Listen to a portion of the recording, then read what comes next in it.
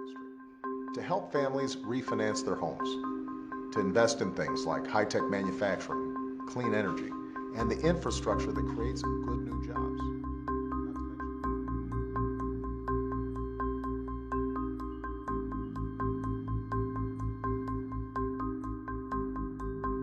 You see, I would never say these things, at least not in a public address, but someone else would.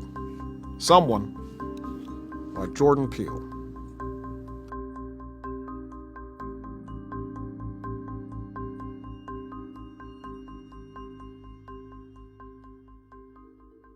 It's sort of learning to recreate that person's face by looking at thousands of images over and over and over. Like a lot more research than you would think would go into making a goofy video or something like that. Truly surprising for me. Yeah, I was just really surprised. I didn't do any after touching on that video. That was just using the technology that was available from the machine learning side.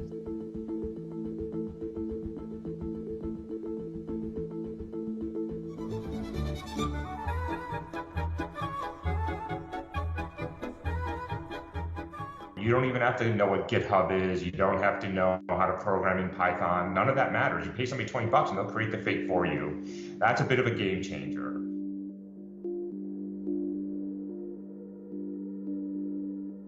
You know, the everyday person who the deep fake sex video emerges in a Google search of your name, where for that person, it becomes almost impossible to debunk.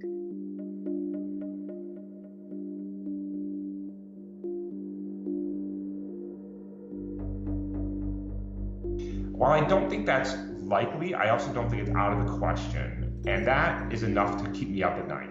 The margins are very, very thin. Last national election here in the US was 80,000 votes in 3 states. You don't have to fool tens of millions of people. I don't think a deepfake will become a big political issue during the course of the campaign. Think about a well-placed rumor before an IPO. I think a lot of these things were problems already. And so it's unclear to me how much machine learning really, adds to those problems. I find it very difficult to sort of believe that there is something so uniquely devastating about video.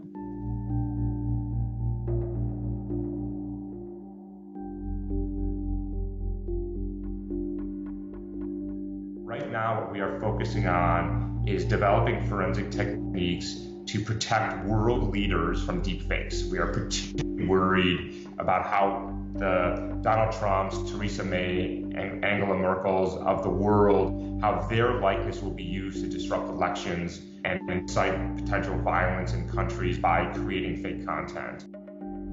There's some fun and entertaining and interesting applications, but there is a weaponization of the technology. And I simply advocate that we as technologists, we acknowledge it and we start thinking not after the fact, but before the fact, how can we start putting some safeguards in place?